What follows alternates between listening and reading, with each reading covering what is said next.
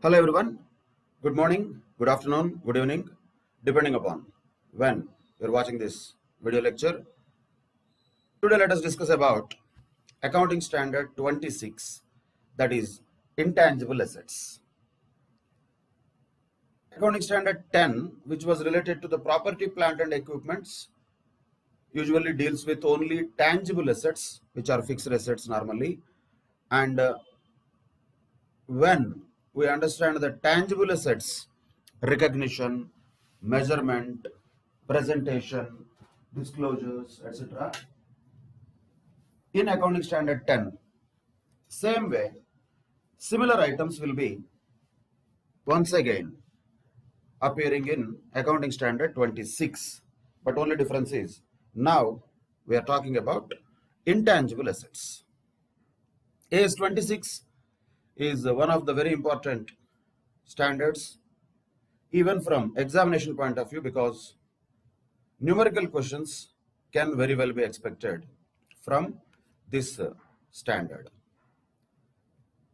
Before entering into the core provisions of standard, let us understand what is the scope of this standard, which means to what kind of assets or expenses this standard is applicable to. We need to understand one thing. Whenever we say expenses, the core point of expenses is always about two categories: capital expenses and revenue expenses. If something is a revenue expenditure, it will be charged to the profit and loss account. If something is a capital expenditure, that will be treated as an asset. So the criteria always, whether to treat a particular expenditure as a capital expenditure or not, is going to determine whether such a capital expenditure is going to be treated as an asset or not, first of all. Okay, once it is an asset, whether it is a tangible asset or intangible asset, it depends upon the characteristics of those assets. So the point to note always is, whenever we say expenditure, automatically we should not think it is capital expenditure or revenue expenditure.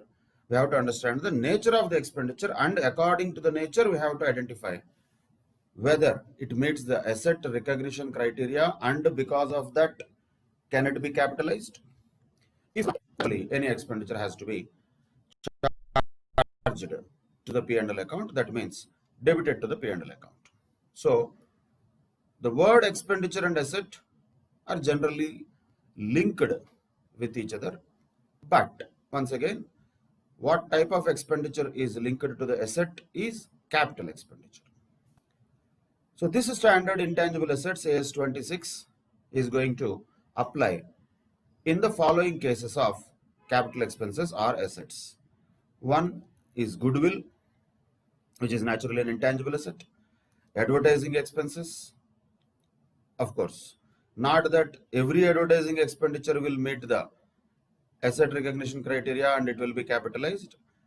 We can say rarely advertising expenditure can be recognized as intangible asset.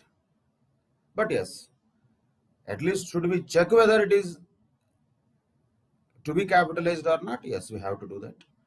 So in general, advertising expenditure is a revenue expenditure, and it is always a very huge debatable point, not only in India, even throughout the world. The advertising intangibles and brand intangibles are two hot debatable points in the accounting profession and environment, but we don't need to worry about that much. We have to just understand these are also coming under the purview of this standard. That does not automatically mean they are all intangible assets. No. After they come into the purview of this standard, then we have to decide whether they are intangible assets or not.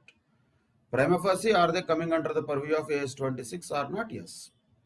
Goodwill, advertising expenses, training and startup costs, research and development activities, one of the most important aspects in this standard, that is research and development activities. Earlier, there used to be Accounting Standard 8, which used to have a separate requirements and details related to research and development. Now, 8 is not there anymore. That is already merged with AS 26.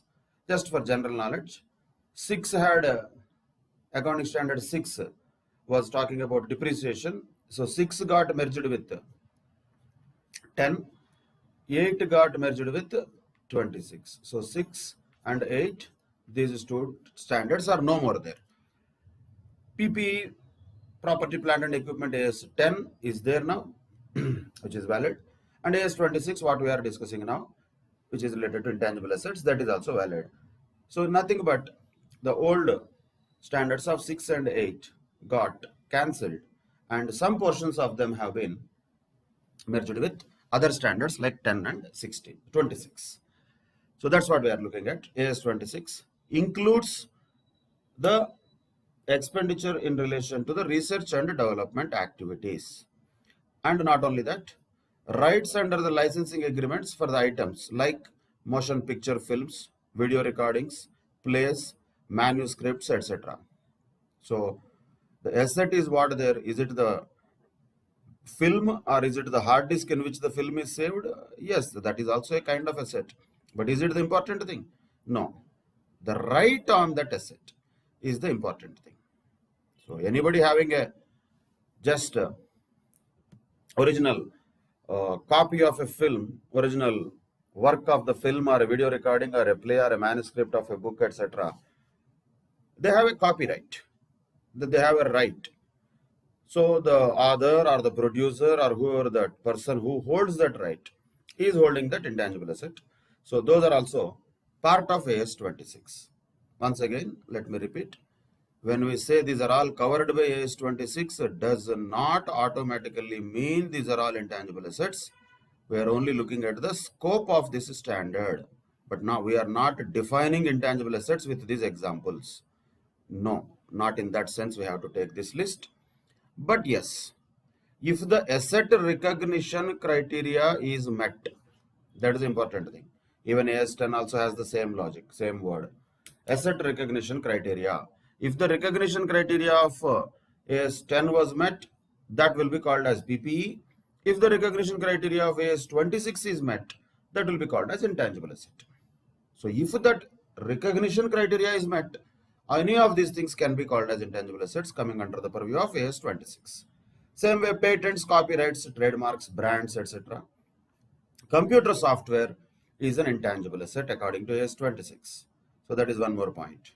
Normally, the computer itself will be a tangible asset, that is a PPE, whereas the software of that computer will be intangible asset, that is AS 26. Of course, that does not once again mean every computer software is intangible asset. Some of them may be only valid for their license period, let us say 6 months, etc. They are not asset. They are not meeting the asset recognition criteria. They can be charged off to the P&L account as revenue expenses. So the point of, first of all, whether a particular expenditure is meeting the asset recognition criteria or not matters. Once it meets the asset recognition criteria, then we think about if it is a tangible asset or intangible asset. If it is tangible asset, then we call it AS 10 PPE. If it is intangible asset, we call it AS 26. That's all. So that is the process we have to understand. We should not jump to conclusion by just looking at names. That's the point. But all of them have the capability of being called as intangible assets. When? Only when they meet the asset recognition criteria. Only then they are called intangible assets. And also any other intangible assets which meet the definition of the intangible assets are all coming under the purview of AS 26. That is the scope of this standard, we can say, where the accounting standard 26 is applicable to different types of assets and expenses, which are of capital nature, naturally. Then, where it is not applicable. So what is the scope means, which are all coming under the purview of AS 26. That's what we discussed just now. But now, this slide shows what are the exceptions to AS 26. In other words, exclusions. So this standard AS 26 should be applied by all the enterprises in accounting for intangible assets except. So these are the items where AS 26 is not applicable. not applicable. What are those? One, the intangible assets which are covered by any other accounting standard. So many accounting standards have different reference to the intangible assets. Just for example, let us say AS 14 amalgamation talks about the word goodwill. So whether the goodwill is going to be coming under the purview of AS 26 or AS 14 in that scenario? No, not AS 26. That is according to AS 14 only. That goodwill is different. That has nothing to do with AS 26, which will deal with that goodwill. AS 14 only will deal with that goodwill, which is arising out of a transaction of amalgamation, of course, particularly which is in the nature of purchase. But whatever, that AS 14 was talking about goodwill itself means the same thing is not covered by AS 26 once again. That is the point. So the intangible assets which are already covered by another accounting standard are not covered by AS 26. Financial assets are not covered by AS 26. Financial assets like cash, bank balance, even let us say financial instruments, those are not covered by AS 26. Because sometimes, just if you look at, let us say some organization says it has a bank balance of 500 crores. 500 crores bank balance is there. Just for general discussion, is it tangible or intangible? Can you go and see 500 crores? Nobody can see that. I mean, just the bank account will show that. If you just log into your net banking and see what is the bank balance of that company, it shows 500 crores. If the bank gives them a statement, that statement shows 500 crores. That's all. A piece of paper on which the bank has printed the account statement, which is showing 500 crores, is worth 500 crores. Is it really worth 500 crores, that piece of paper? Not really. But it is only an indication of an asset that is existing. So can we call that as an intangible asset because of that? Since it is not tangible, you cannot see that? No, we cannot call it intangible asset, though it is intangible in essence. Same way shares, etc., which are held as investments. For them, AS 13 is there. Why AS 26 will again talk about them? No, it will not talk about them. Normally nowadays all the shares, instruments and other debentures, etc., which are held as investments, those are all held in dematerialized form, popularly called DMAT form. Once again, electronic form. So some shareholder or some person, some investor opens his DMAT account and looks that, okay, I have 1,000 shares of Reliance Industries Limited. Let us say he says that. Can he see those shares? Is it tangible? Is there any share certificate which is given by Reliance Industries Limited to that person? Earlier they used to give, maybe 10-15 years back, but now no. Now it is all just all electronic form. So that thing, just because it is not visible or tangible, will not be called as intangible asset because of its name. So the point here to note is, any such financial assets are not intangible assets. So one of the important points here, even in the definition of intangible assets, is that intangible asset is a non-monetary asset. It is not a monetary asset. It is a non-monetary asset. And what is the difference between a monetary asset and a non-monetary asset? Monetary asset is that which will have a value attached to that which is known to us. In the sense, the realizable value of that is already known. Let us say you have a bank balance of 500 crores. What is the value of that? 500 crores only. If you have a receivable of 500 crores, what is the value of that? 500 crores only. Of course, you must say that there may be bad debts and all. But still, that is a receivable amount, right? That is a determinable amount, which has a known fixed realizable value already.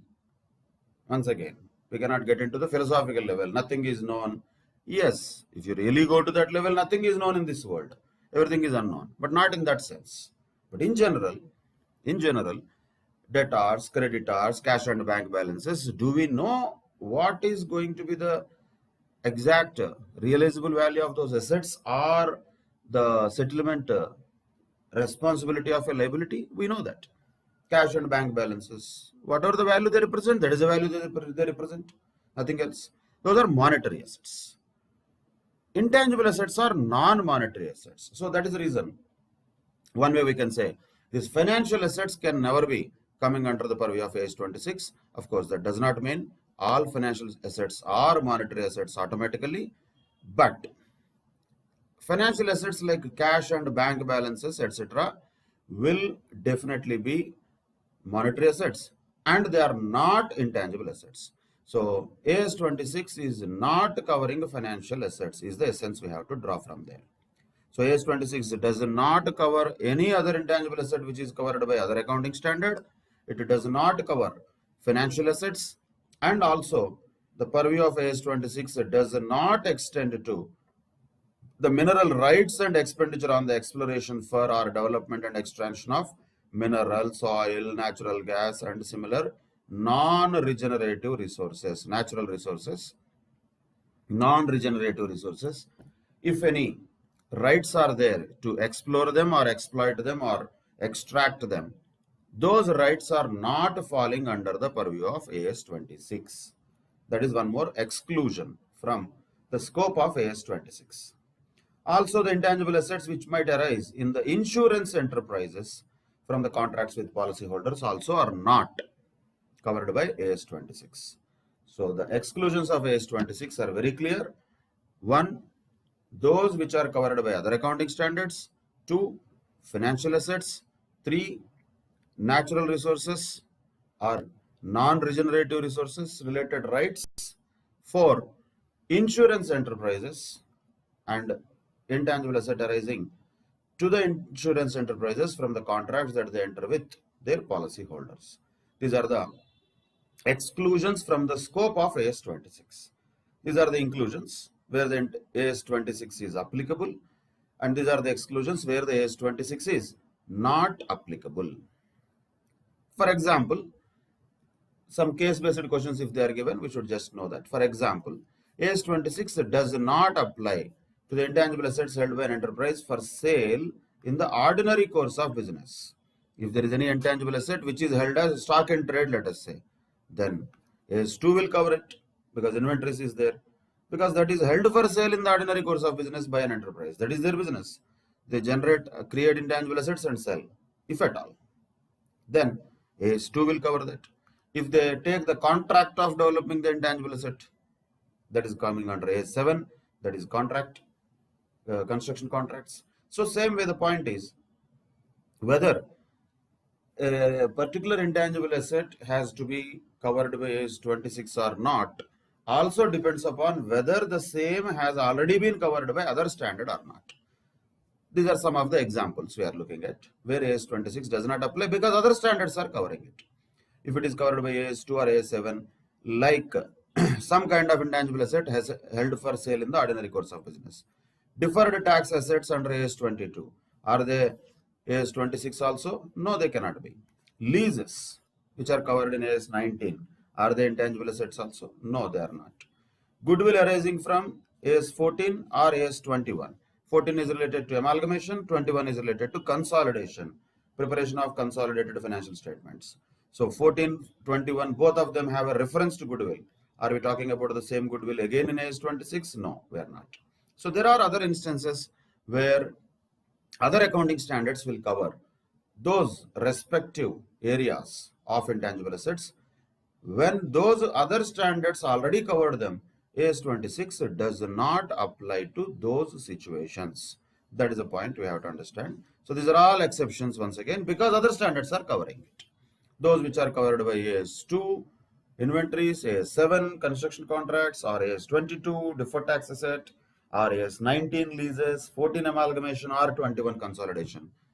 None of them will be once again covered by AS26. That is not going to happen because that is an exclusion from the scope of accounting standard 26. Now let us define what is an intangible asset. Of course, one of the definitions or one of the characteristics we already have observed, that is, it is a non-monetary asset. Second one is what? It is an identifiable asset. Of course, it should be identifiable. Without being identifiable, how can we measure it and how can we identify as an intangible asset? It should be definitely identifiable and it should be a non-monetary asset, and because of the nature of the intangible asset, it should not have any physical substance. Without physical substance, So without physical substance, intangible asset will be there. So here once again we have to be little careful with this word. Physical substance is there now. Let us say if there is a software which is costing originally say 5 crores rupees, very costly software. But that costly software also might come in a normal DVD or some kind of, let us say, an USB drive, let us say, or a small hard disk. So are we saying that that hard disk is the physical substance? This has physical substance, so that is also a tangible asset. It is also PPE. Should we say that just because it has some DVD form or some kind of disk format? No, that is not fair to call that as a physical substance. If that is the case, as we just understood, any just paper, piece of paper also can be called as a physical substance, but it is not. It is only just carrying it, that's all. So without physical substance, we should not take it too literally. But yes, as the name itself indicates, intangible itself means what? They will not have any physical substance. And these intangible assets are held for what? Same definition if you remember AS10, which was applicable to PPE. More or less the same words are used in AS26 also. And this intangible asset is held for use in the production or supply of goods or services, or for rental to others, or for administrative purposes. All of them are covered. What else is there? Same like PPE. If PPE is there, just without physical substance is not there. With physical substance, which will generally be held for more than 12 months, that will be PPE. But here, an intangible asset is an identifiable non-monetary asset without physical substance, which will be held for use in the organization for the production or supply of goods and services, or for rental to others, or even for administrative purposes. Either way, in any of these requirements, intangible asset can be used. Software can be used for accounting, let us say, in an organization. That's an administrative purpose, but that is an intangible asset owned by organization, definitely yes. Like that, any of these things, software, majorly we can identify software as a clear, understandable asset. See, goodwill and all are not definable particularly. That is why we cannot actually look at them or understand them also in reality. Those are abstract things. Same way, technical know-how is there. Know-how at least can be understood. So a particular organization has a particular technical know-how which it is using for its production or supply of goods or services. Is that technical know-how an intangible asset? Yes. It has a patent. Let us say it has a formula. Let us say some pharmaceutical company has a formula which it uses for manufacturing of certain medicines. Is that formula an intangible asset? Yes, it is. It is an intangible asset. So is it using it for its own production or supply of goods or services? Yes, it is. Sometimes certain medical companies give it for rental to others also. Not necessarily the formula they will only use.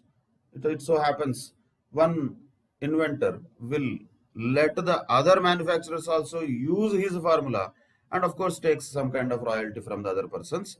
But even then, that is an intangible asset. So whether the intangible asset is used in the production or supply of goods or services, or whether it is given for rental to others, or if it is used for administrative purposes also, doesn't matter. All of them can be called as intangible assets if it is an identifiable non-monetary asset without physical substance. That's what is an intangible asset. Then, main point here, asset recognition criteria. When should the intangible asset be recognized? So the recognition of an item as an intangible asset requires an enterprise to demonstrate two things. Very important, because if at all any case-based question is given, these are the words and sentences you have to exactly write. When can we say I will recognize this as an intangible asset? If it meets the asset recognition criteria, which has two conditions. Exact words you have to write. What is the first condition? It is probable that future economic benefits that are attributable to the asset will flow to the enterprise. Is there anything new in this? Nothing new. Even in the case of PPE also, the same thing will be there. In fact, that is the basic definition of an asset. What is an asset? An asset is something from which future economic benefits will be flowing into the organization. But only point, one more thing is added here, is it is probable. Definitely does not mean 100%, but mostly it is probable that the future economic benefits which are attributable to this asset will flow into the enterprise. So economic benefits are coming into the enterprise. There is a probability of that. So that is the first condition for recognition. Second condition for recognition, very important one, this is also, is the cost of the asset can be measured reliably. That is another important thing. A lot of times it so happens we cannot measure the cost of the asset reliably. Then we cannot identify it as an intangible asset. Recognition criteria is not met. So both the conditions have to be satisfied, both, not just one. So in order to identify and recognize an item as intangible asset, an organization or enterprise has to demonstrate that, one, it is probable that future economic benefits will flow into the organization which are attributable to the asset. Two, the cost of the asset can be measured reliably. If both are satisfied, then yes, recognize it as an intangible asset. That can be called as asset recognition criteria. This is the criteria under AS26, nothing new, actually same as AS10 also. Mostly the words and usages are similar to AS10, concept are definitely similar, only point is this is intangible. Of course, as I told already, research and development is something new here. Other than that, more or less asset recognition criteria will be also very similar to, conceptually similar to AS10.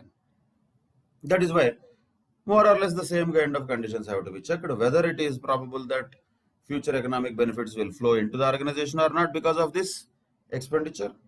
Yes. Then you have to check also whether the cost of the asset can be measured reliably. Yes. If both are yes, then only that asset has to be recognized as an intangible asset under AS26. Okay, we have to measure it, fine. How to measure it? At what value we have to measure it? Naturally, any intangible asset initially should be measured at cost. That's all. That's the only thing. Whatever the cost actually you said, you are already identified, no? That this cost of the asset can be measured reliably. We already said the answer was yes. Okay, yes, right. So what is the cost? You said that the cost can be measured reliably. Measure it, no? Measure it. Whatever that cost of the asset actually is, that itself is the measurement that should happen for an intangible asset initially. Naturally, at the cost, there is nothing special there. Whatever the purchase price plus all other attributable expenses towards the asset acquisition and usage will be included in the cost of the intangible assets. Initially, the intangible asset has to be measured at cost. Now, if the intangible asset is normally just acquired by way of paying money, let us say we acquired it by way of cash. In the sense, we bought an intangible asset. We can buy a patent, we can buy a software. You bought it. If you bought it, how to calculate the cost? Common sense once again. AS2 also has a similar thing. AS10 also has a similar thing. Now AS26 also will have the similar thing. What all will be there included in the cost? Purchase cost anyway, plus import duties, if any, plus non-refundable taxes, if at all. Let us say GST is there, which has a credit available. That should not be included. Non-refundable taxes, like VAT or anything else, have to be included. Plus, any other directly attributable cost has to be included. What have to be excluded? Trade discounts and rebates have to be excluded while calculating the cost of the intangible asset which is being acquired now by way of cash.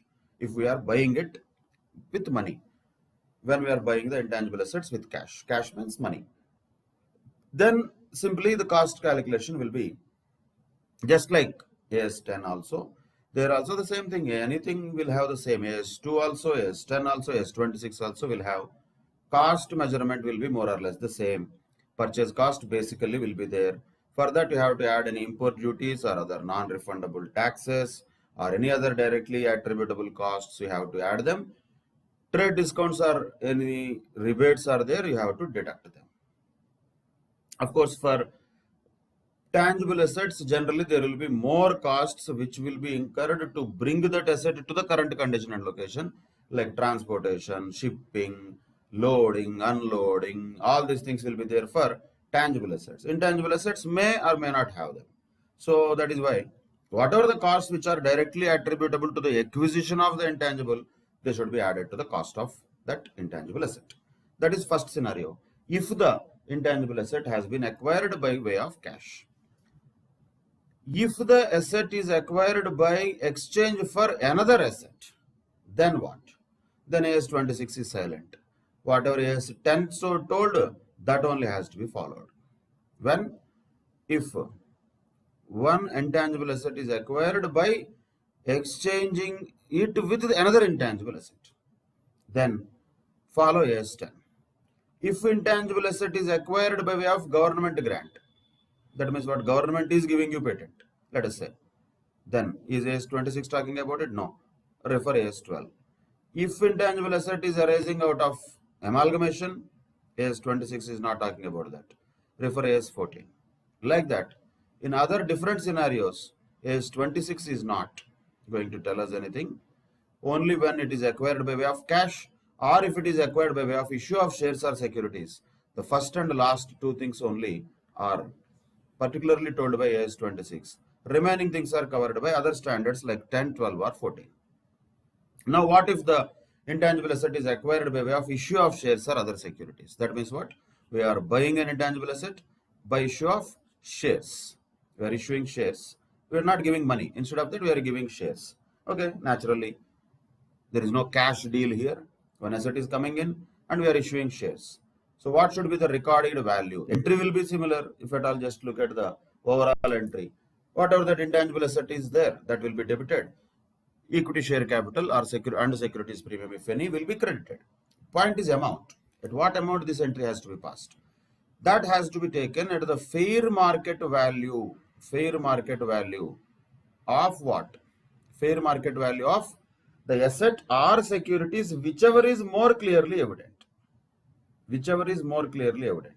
So that should be the value at which this entry has to be passed. If the asset value which is coming in is clear, take that. If the fair market value of the shares issued are more clear, take that. Whichever is more clearly evident, that should be the amount at which this entry of acquisition of intangible by way of issue of shares or any other securities has to be passed. Fair market value of the asset coming in or the fair market value of the shares or other securities being issued, whichever is more clearly evident, that has to be considered as the cost of the intangible asset that is acquired.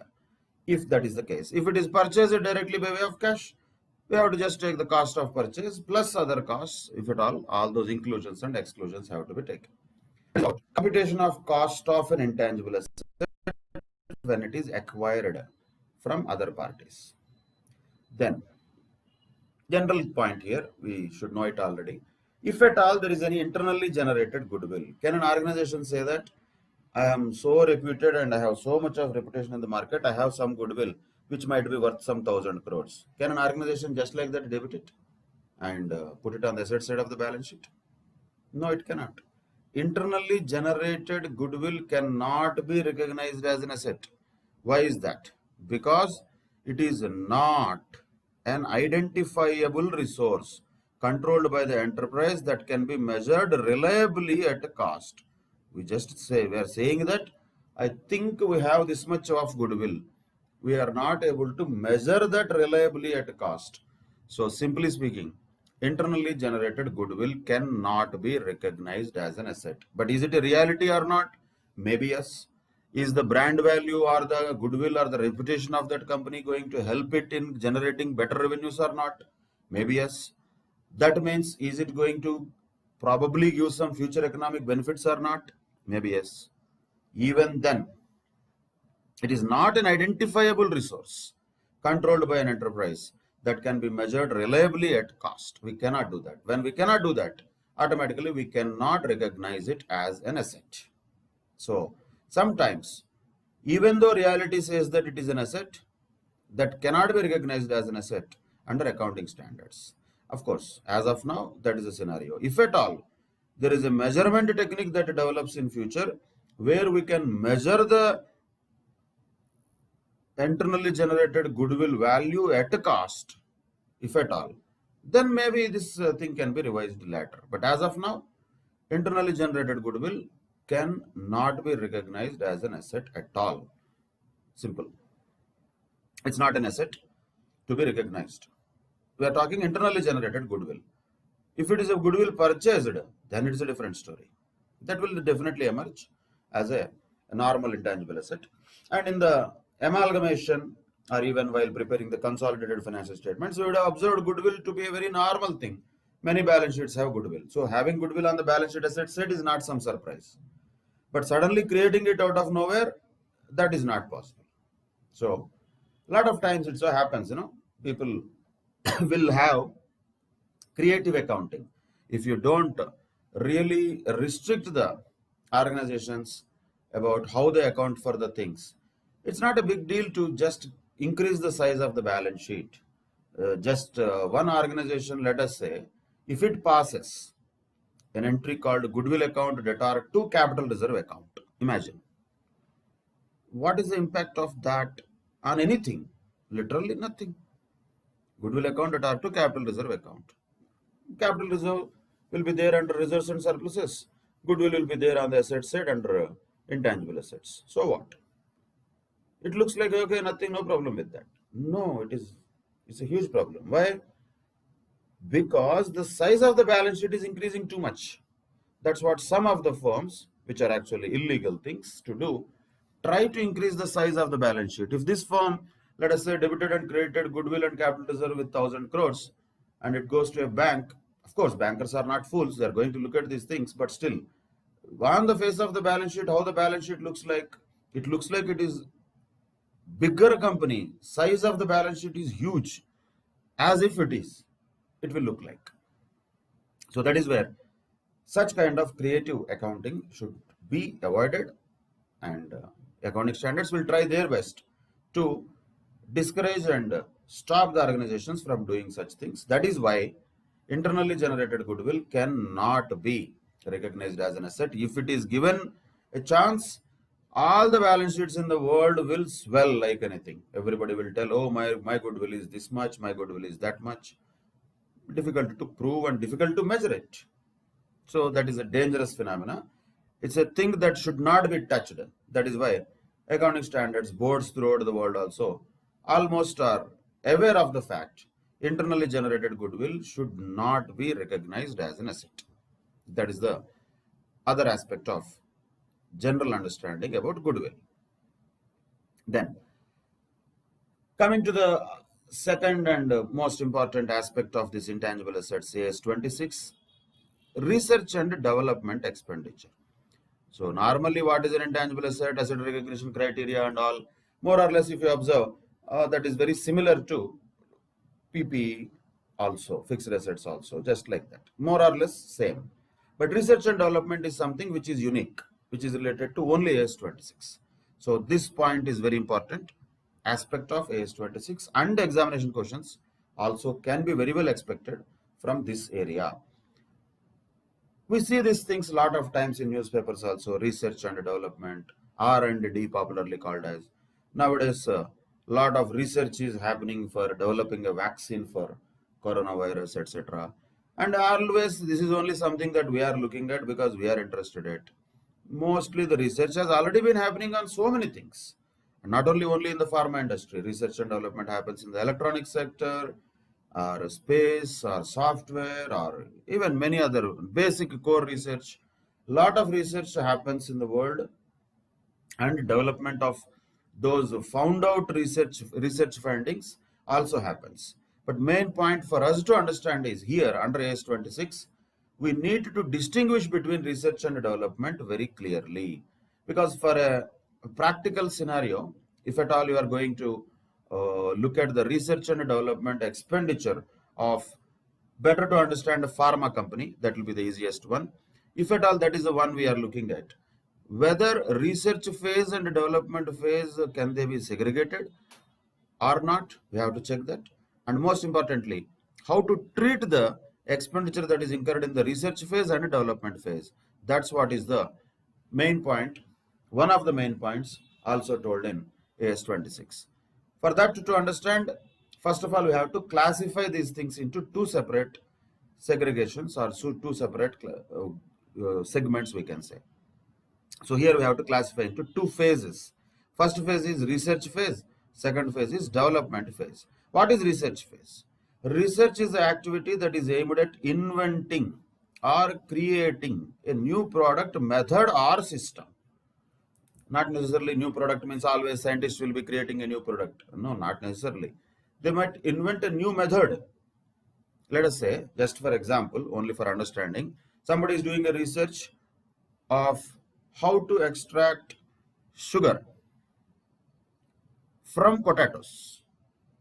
If somebody is successful in that, that can be a new method of extracting sugar from potatoes. Already sugar is being extracted from beetroot, it is extracted from sugarcane and some of the other fruits also. But if somebody invents a new method of extracting a sugar, product is same sugar, but maybe he has a new method of creating or extracting sugar from different raw material. So the point is, the phase of research is an activity which is aimed at inventing or creating a new product, method, or system.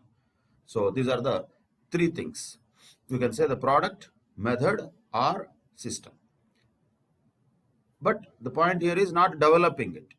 The research phase is focusing on either inventing it or creating it, in the sense designing it or newly bringing it into existence. Then development phase comes after the research phase. This is the activity that converts the result of the research into a marketable product. Imagine somebody really has invented extracting the sugar from potatoes. Great invention. Tali bajao. Everybody will clap and maybe his photo also will come in newspaper. But really, is it feasible? Is it actually cheaper than sugarcane? Finally, when the sugar is extracted from the potato, is it going to be better than the normal sugar that is extracted from the other type of methods? Probably yes or probably no. In this case, I would assume it is no. Already there are so many things from which the sugar can be extracted. Some stupid wants to invent something new method of extracting sugar from potatoes. We may appreciate his knowledge. We may appreciate his research. At the maximum, he may get a PhD degree also because of that. He might become a doctorate or a PhD because of that. That does not mean automatically that can be convertible into a marketable product. No, that automatically does not mean anything. So the point of development comes when the research is converted into a marketable product. That is called as development phase. This classification is very important. Research happens on so many things, thousands of things. People keep on doing research. But will all of them really be converted into the development? No, they will not. So development is only that phase during which the outcome or the result of the research has been able to be converted into a marketable product. This classification of research and development in core essence is important to understand. Okay, examples and all we can see that anyway. But prior to that, what is research phase? If at all a definition has to be given, this is the original and planned investigation undertaken with the prospect of gaining a new scientific or technical knowledge and understanding. Simple definition, only for understanding purposes. So it is the original and a planned investigation. Research is always about questioning something. Can we extract sugar from potato? Question. Answer, we don't know. Somebody has to really do research on that. Then after doing that, he will say, Eureka, I have found it and I have invented it. Then research phase is done. What he has obtained or gained out of that? What is the gain that is coming out of that investigation? Is a new scientific or technical knowledge and understanding. That's all. That does not mean automatically that is going to help the mankind in the biggest possible manner. Not necessarily. May or may not. But research itself is not having that ultimate objective in mind. Research original objective is with the prospect, means the possibility of gaining new scientific or technical knowledge and understanding. That's what is the definition of research phase. So now can we say that after doing this research phase, after the completion of this research phase, let us say one person scientist has invented this extraction of sugar from potato. So patent also he got. Let us say he registered his super invention as a patent.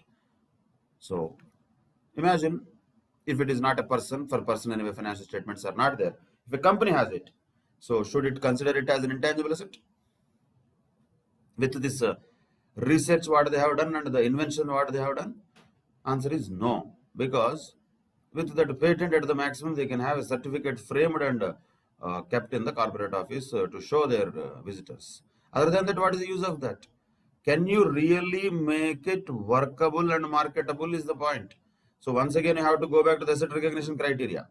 Asset recognition criteria, what it said, first of all, there should be a probability that future economic benefits will be flowing into the organization because of that. Okay, we have done a great invention here of extracting sugar from potato. Is the future economic benefits going to flow into the organization or not? That we have to check. Automatically, that will not become an intangible asset. So that is the reason. The expenditure that is incurred in the research phase is not recognized as intangible asset at all. So no intangible asset, no, big no. No intangible asset arising from research or from the research phase should be recognized. So what should we do with that? Simply charge it to P&L. What else is there? Nothing, no option. That is what clearly is given by S26. No intangible asset shall be recognized from the expenditure that is incurred on research during the research phase. So what happens to the expenditure on research phase? It should be recognized as an expenditure when it is incurred. In other words, debit to P&L. Consider it as a revenue expenditure. Don't capitalize it. Don't recognize it as an asset. It is not an asset. It is not an intangible asset also, because it is only an expenditure incurred during research phase. Nobody is telling that the research is waste or useless or something like that. No, that's a great invention maybe. That doesn't matter. That does not make it eligible to be called as an intangible asset, because it has to meet the asset recognition criteria, which it did not.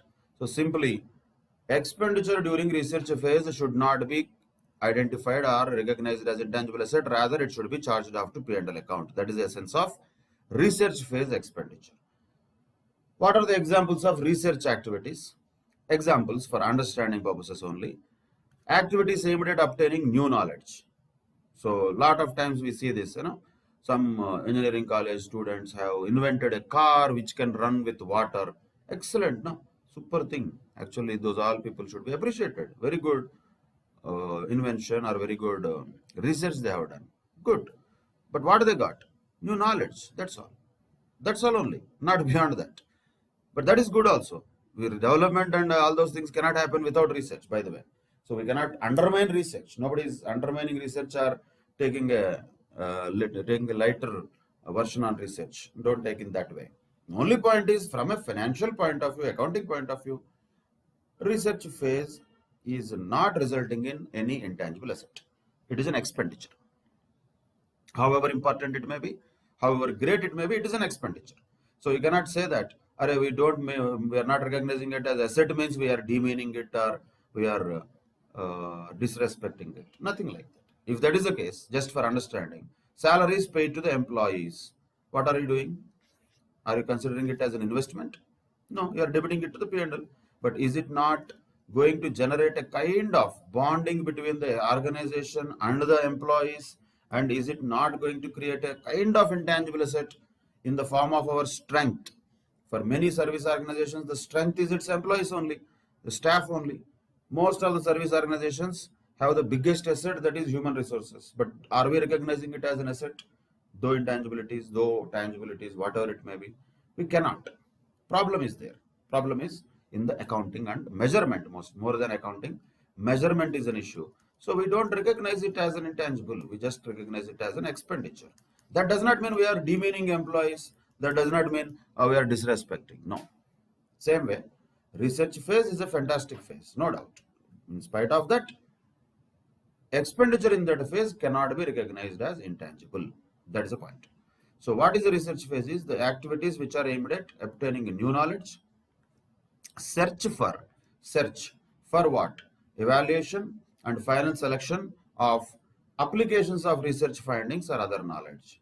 So already application of other research findings is there. For that, we are doing an evaluation of that research findings, and maybe we are trying to do a final selection of those research findings. That is also part of research activity. And the search here always. Alternatives for materials. See, identifying alternative material was one of the examples.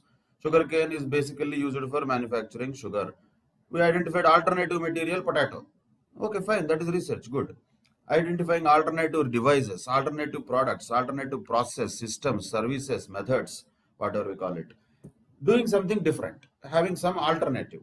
Already world is using something, you are doing something else, something special, which is probably going to result in some good outcomes. Fine. But search for that is research. Search for that is research. And then the formulation, these are the words I have to identify. Design. Design is research. Design is not development. Design, evaluation, and final selection of possible alternatives for the new or improved same things, materials, devices, products, process, systems, or services. So when we are designing them or evaluating them or even final selection of the possible alternatives also, that is still called as research phase only. If you imagine just like an automobile manufacturer, say Mahindra. Mahindra, let us say they wanted to introduce this Scorpio or some other new product like Jeep or Mahindra, what is that called nowadays? Thar. They introduced on 15th of August 2020 a new product called Thar. This design, did it come overnight? No. They would have taken months and months of time. So many electrical automobile engineers and design experts would have designed it. So the point is, they would have taken a lot of time in actually designing it. And in the process, they would have found hundreds of designs and they would have rejected, and finally they would have finalized this. But the process, whatever happened during all that phase, is that research phase or development phase? That was research phase. That is not development phase. Once the design is finalized, then going to the next level is development phase. Making it ready for the marketability is development phase. So till the designs are finalized, we can call that as research phase. Then development phase starts. What is the development? Research was a search. That was a search for the knowledge, quest for the knowledge, aiming at obtaining the knowledge, search for the alternatives, designing certain alternatives. All those things were part of research phase. It was an investigation. That was research phase. So research phase, if it was investigation, what is development phase? It is application of the what? Research findings. Already research findings happened, then only the development phase will start. Then application of the research findings or other knowledge to a plan or a design for the production of new or substantially improved materials, devices, products, processes, systems, or services prior to the commencement of commercial production or use. Actual production is not development, sir. That is production. Even before the commencement of commercial production happens or use happens, prior to that, certain production has to happen. That is the development phase. We can say application of research findings for the production of a new or a substantially improved materials, devices, etc. prior to the commencement of commercial production or use is called as development phase. So research phase is different, development phase is different. Research phase will have activities like search for evaluation or final selection, obtaining new knowledge, search for alternatives, formulation, design and selection of the possible alternatives. These are all research activities. Then what are development activities? We can say example of. So here, design, construction and testing of pre-production or pre-use prototypes and models. Prototypes and models are molds, we can say. Those are all part of development activity. Same way, the design of tools, jigs, molds and dies involving the new technology. So we have already have a design of the final product. That is different. But to manufacture that product, lot of tools, jigs, molds, dies, etc. will be required.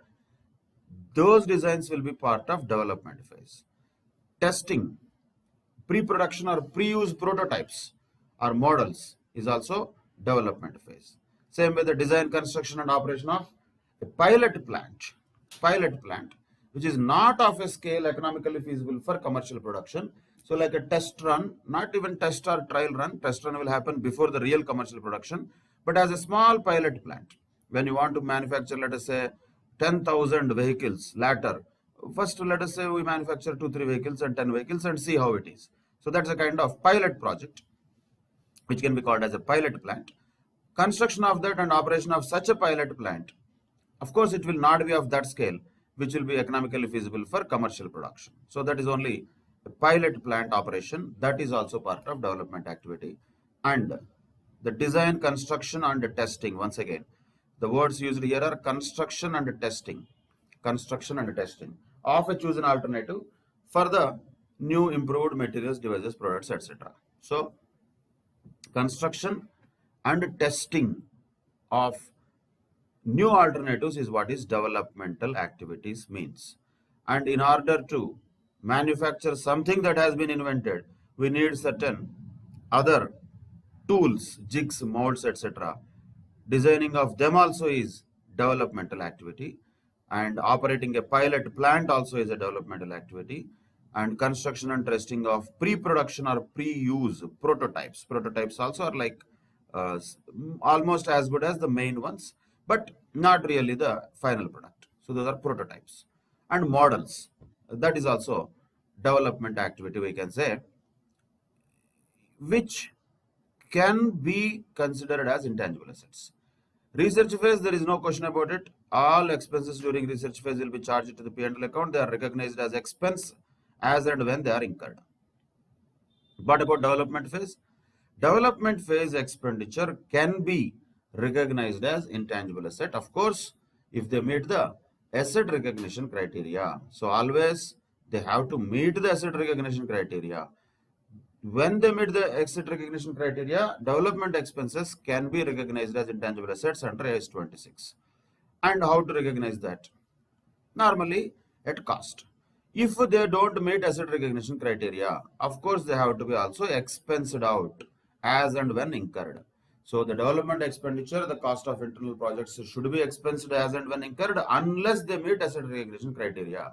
So meeting asset recognition criteria is an exception. Normally that is also expensed out.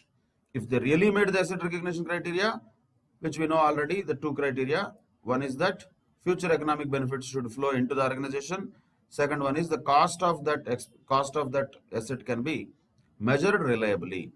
Then future economic benefits is one, cost of the asset is another one, can be measured reliably. If these two are met, then only we can identify and we can recognize an intangible assets under AS 26 related to development expenditure. Of course, before recognizing these costs as assets, the following points should be demonstrated. This can be a theory question and even a case-based question if at all it is given.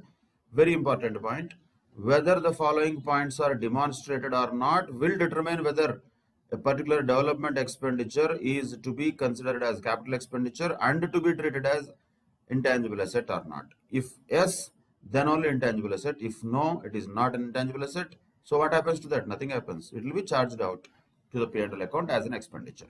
So it is a strict point here. Unless otherwise it meets the asset recognition criteria and also demonstrates the following characteristics, development expenditure also should be expensed out.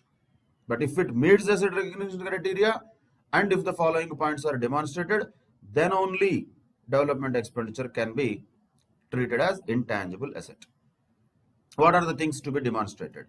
Technical feasibility of the product. That product should be first of all feasible technically. So I will send people to Mars straight away. Maybe possible, Tesla was sending to space, but that will take a lot of time. Technically, whether it is feasible or not is a questionable thing commercially. So technical feasibility of that product or project should be demonstrated to recognize that as an intangible asset.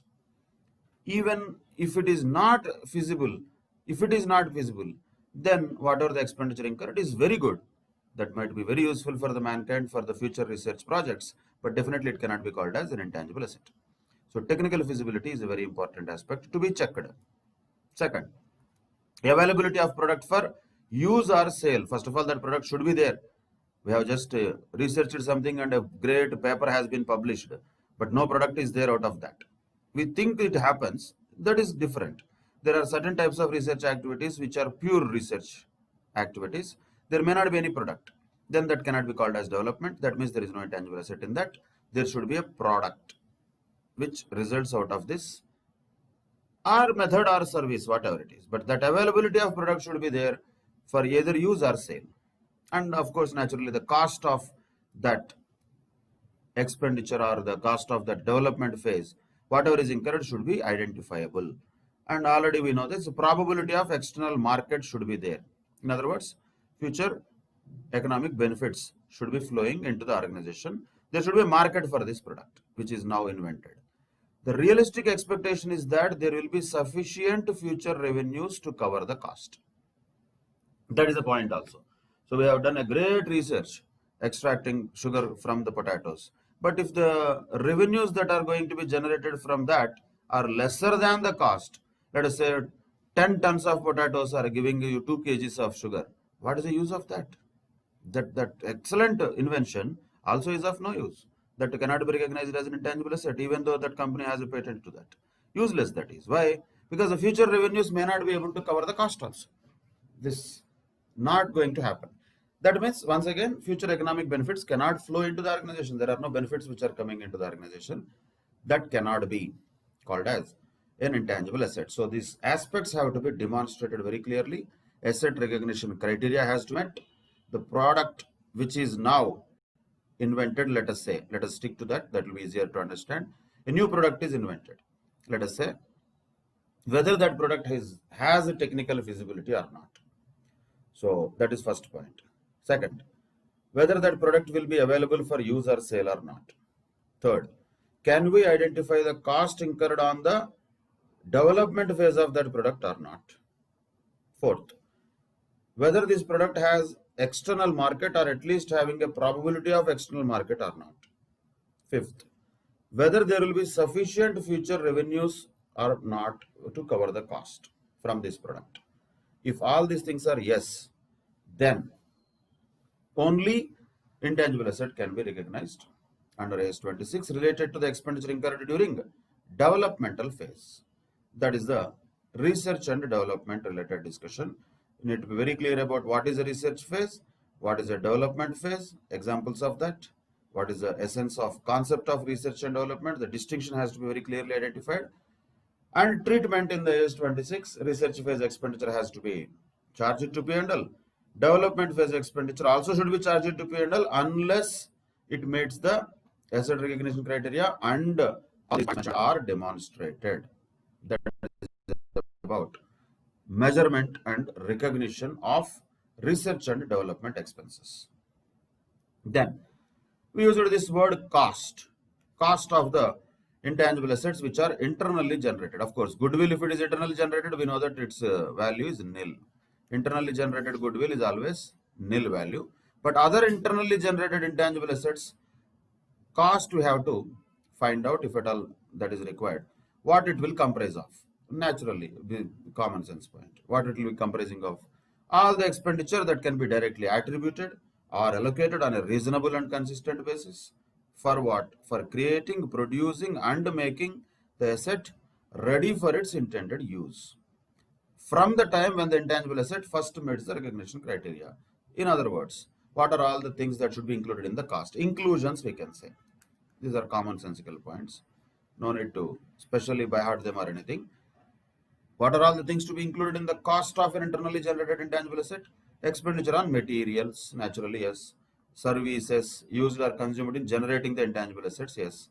Expenditure on salaries, wages and other employment related costs or personal related costs who are directly engaged in generating the asset. And any expenditure that is directly attributable to generating the asset.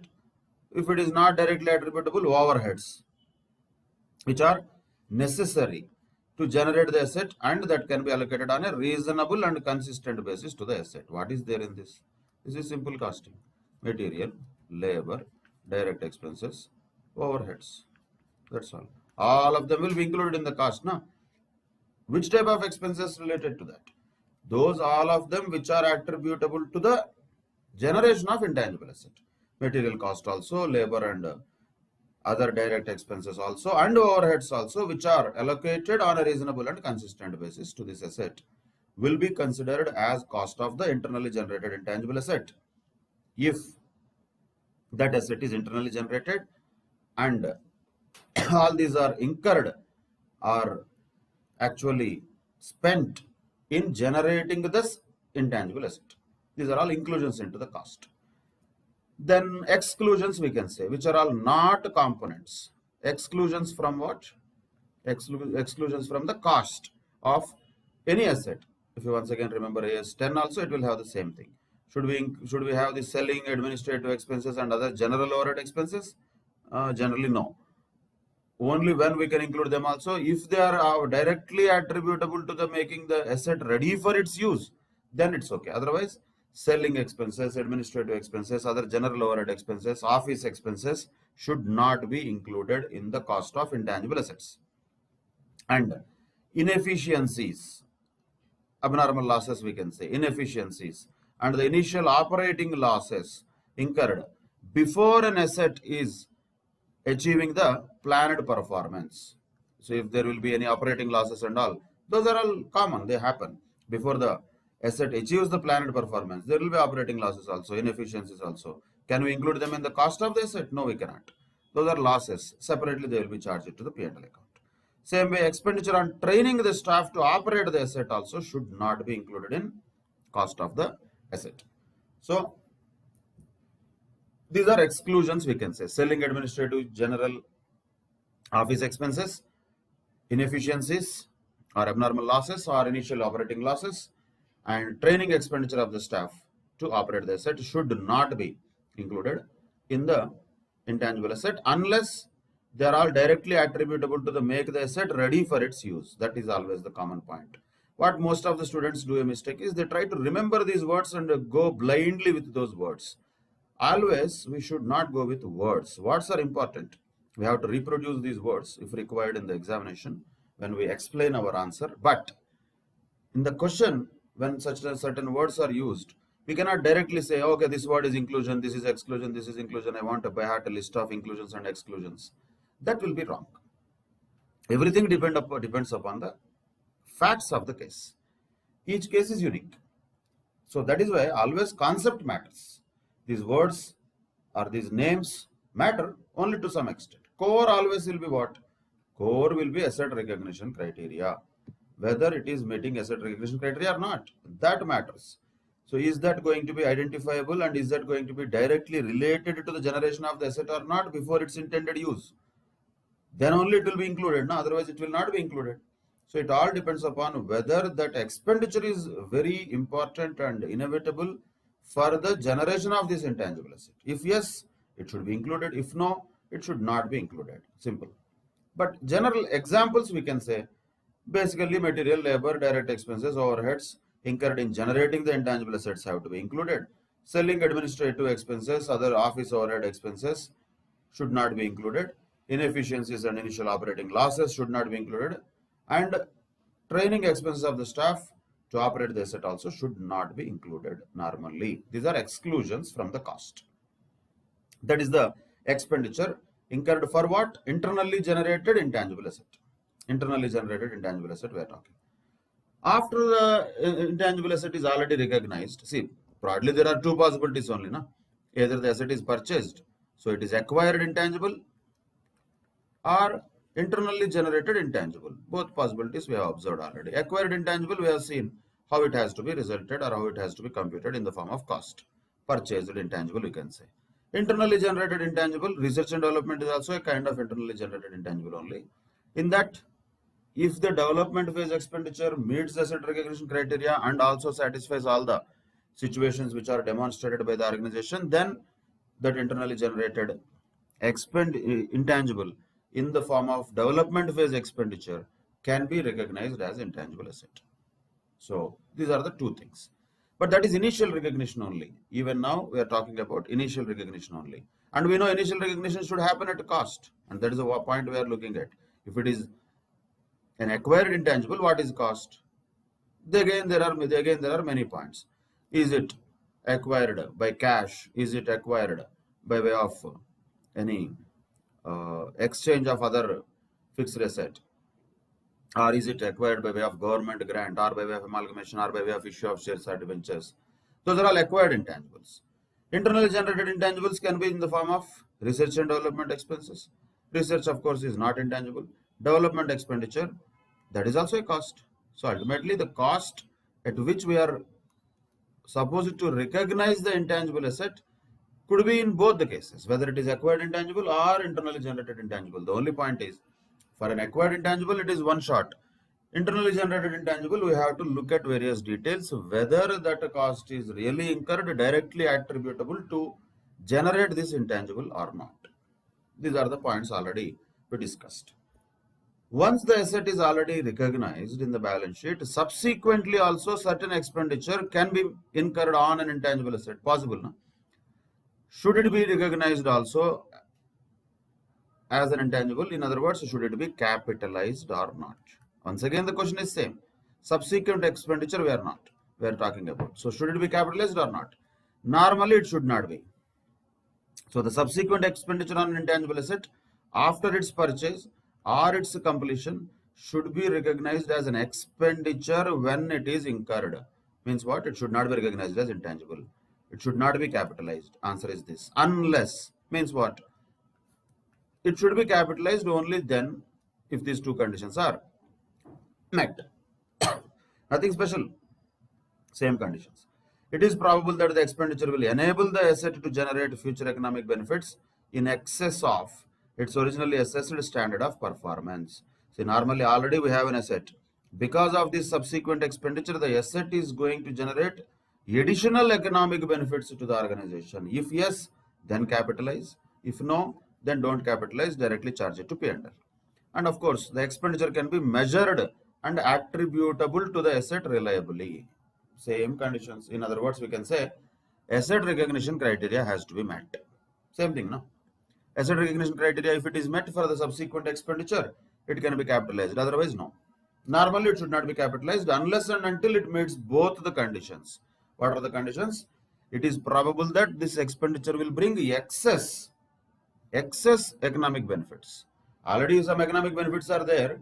Same thing the new expenditure also will bring. It does not make it an asset. It does not make it any capital expenditure. But if it is going to enhance the capacity, enhance the capability of the current asset to bring the more and more economic benefits into the organization in future, then such expenditure can be capitalized and that will be added to the value of intangible assets on the asset side of balance sheet. Otherwise, it will be debited to P&L. And another point, normally natural point, is that the expenditure should be measured reliably and that should be able to be attributed to the asset also reliably. If yes, capitalize. If no, don't capitalize. That's it. That is about subsequent expenditure. Now, once initial recognition happened, subsequent recognition, how it should happen. Subsequent recognition means, okay, in one balance sheet, we have recognized something as an intangible asset. So this is an intangible asset we have. Let us say 500 crores rupees. One organization has an intangible asset. Is that 500 crores rupees going to continue every balance sheet? Definitely not.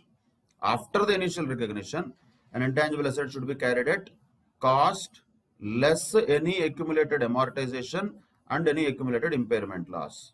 Do you remember anything here? Same thing as AS10 once again. What PP said, only word difference there is we use depreciation in case of AS10.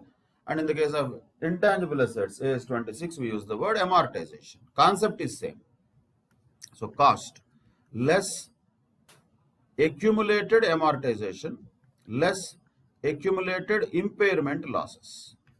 That is the value at which the intangible asset has to be carried in the balance sheet subsequently. After the initial measurement, after the initial recognition, that should be the value at which it should be carried in the balance sheet. So naturally, amortization also is a concept which is similar to depreciation. Then we have to identify what should be the amortization period for a particular intangible asset. How the depreciable amount of the intangible asset should be allocated. Of course, the standard says it should be allocated on a systematic basis over the best estimate of its useful life. All these things are general terms. Same terms used in AS10 also. Anytime depreciation or amortization has to be allocated on a systematic basis only. According to what? According to the best estimate of its useful life. So amortization should commence when the asset is available for use. When it is available for intended use, ready for its intended use, amortization should start. Whether it is really actually put to use or not, it doesn't matter. Same like AS10 once again. AS26 also says amortization should commence when the asset is available for use. This can be a point in any of the case-based questions. So when it is available for use, enough, amortization will start. How many years? Depends upon what is the best estimate of the useful life of that asset. Which asset we are talking? Intangible asset. And another point to be noted here, which is new only in AS26, is that AS26 is adopting a presumption that the useful life of intangible asset is unlikely to exceed 10 years. Unlikely. It is not telling that it cannot exceed 10 years, but it is unlikely to exceed 10 years. In other words, maximum period of amortization suggested, not prescribed, not commanded, but suggested by AS26 is 10 years. That to maximum, not minimum. So maximum period of amortization around which this intangible asset can be depreciated or amortized over the period of life of its asset is 10 years. So AS26 presumes that life of an intangible asset cannot be more than 10 years normally. Once again, nobody is telling that it cannot exceed, it will not exceed, it should not exceed, nothing like that. If it really exceeds 10 years, the life of the asset, then the organization is free to amortize the intangible assets over a period of more than 10 years. That is the fact of that organization. AS26 is not stopping that organization, but it is only telling in general it should not exceed or need not exceed, it is unlikely to exceed 10 years. That is the useful life, which is presumed by AS26, not prescribed by AS26, presumed by AS26. That also has to be understood as part of this discussion. Now, once the intangible asset is completed or its life is over, then what should happen? It should be eliminated from the balance sheet. When it should be eliminated from the balance sheet, or when it should be de-recognized from the balance sheet? Normally, common sense. When it is either disposed of, means sold off, or when no future economic benefit are expected from its use and subsequent disposal. If at all the future economic benefits are not going to be expected from them in future, then what is the point of continuing it as an asset in the balance sheet? What should be done? It should be eliminated from balance sheet, means de-recognized from the balance sheet, write off. In other words, write off. That's it. Of course, another word is used here, impairment. That also has to be checked periodically whether the carrying amount of the intangible asset is really depicting its present value of its future economic benefits or not. If not, impairment losses also have to be provided. Normal amortization is a mechanical calculation of, in general, the straight line method or some other method which is systematically recognized over the useful life of the assets according to whatever is the best method applicable to that organization. That amortization of this cost of the intangible anyway will happen. In addition to that, impairment also has to be checked always periodically. If there is any impairment losses, that also has to be reduced from the carrying amount of intangible assets in the balance sheet. Okay, let us say the impairment losses are so much, or already the asset has reached its exhaustion and no more future economic benefits can be expected from them. Do we still carry that asset in the balance sheet? Why should we? We should not. So what should we do? We should eliminate it from the balance sheet or de-recognize it from the balance sheet, write it off. That's all. Or if that asset is sold or disposed of, anyway you have to de-recognize or eliminate it from the balance sheet. That is the end of the story for any asset. Initially, recognition means acquisition happens or internal generation happens. After that, additional expenditure happens. We have discussed all of that. Acquisition also we discussed, cost of acquisition. Internally generated intangible also we discussed, that is about research and development. Additional expenses or subsequent expenditure also we discussed after the asset is originally put to use. Then original carrying amount anyway will be at cost, that is initial recognition and measurement. Subsequently, the asset has to be recognized at cost less accumulated depreciation and accumulated impairment losses. And after all these things happened over a period of time, if the asset now has come to an end, its life has come to an end, naturally it has to be eliminated from the balance sheet. That is the climax or end of an intangible asset. Once it is gone out of the balance sheet, its life is over. No, it is dead. There is no more intangible asset anymore on that. That is the final stage of intangible asset. With that, the life cycle of intangible assets is over. And accounting throughout this life cycle also, as we discussed, is over. And theoretically, one of the important questions, like in any standard, accounting standard 26 also might be having a question on disclosure requirements. So you have to just generally remember these disclosure requirements also from a theory question point of view. General disclosures, useful life of the asset, we are talking intangible asset naturally, and amortization rate. What method of amortization we are using? Gross carrying amount, accumulated amortization and impairment loss at the beginning and at the end of the period. So originally, what was the original carrying amount at the beginning of the period?